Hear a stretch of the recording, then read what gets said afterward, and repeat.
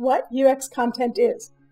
Here's the basics. It is the content, the words, pictures, ideas, videos that lets people do what they are in the user experience to do in that software. So let's get right down to it. If you have a business, if you're working for a business or you're working for an organization, they probably are trying to do something like this. They're trying to attract people, convert them into users of the product, onboard them into that product, engage them throughout their use of it.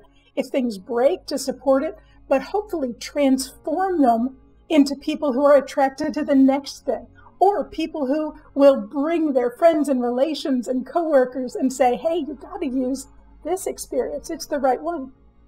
And what the person is trying to do, what the people the business is trying to attract or trying to do is very different. What they're trying to do is to not be attracted, but they are, at that moment, when they are ripe for attraction, they are trying to investigate, is this solution going to work for me? What solutions are available? They're going to verify, is this something that will suit my purpose?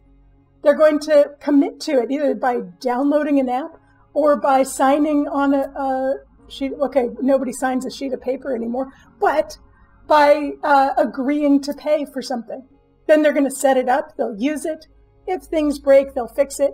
But what we're hoping is that they will come to prefer it and even be champions of that experience.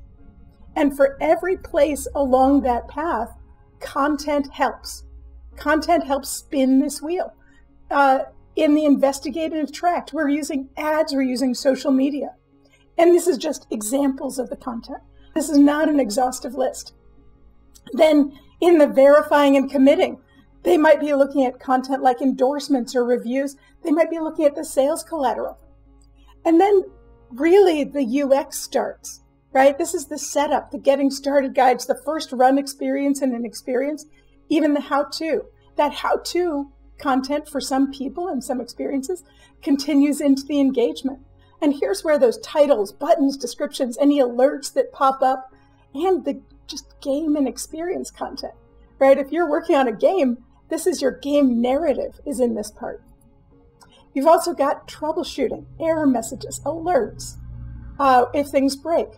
And then we've got the sticky content, the profile ratings and the badges. That sticky content, I call it that because it makes people a little less willing to leave this experience to go to a different similar one.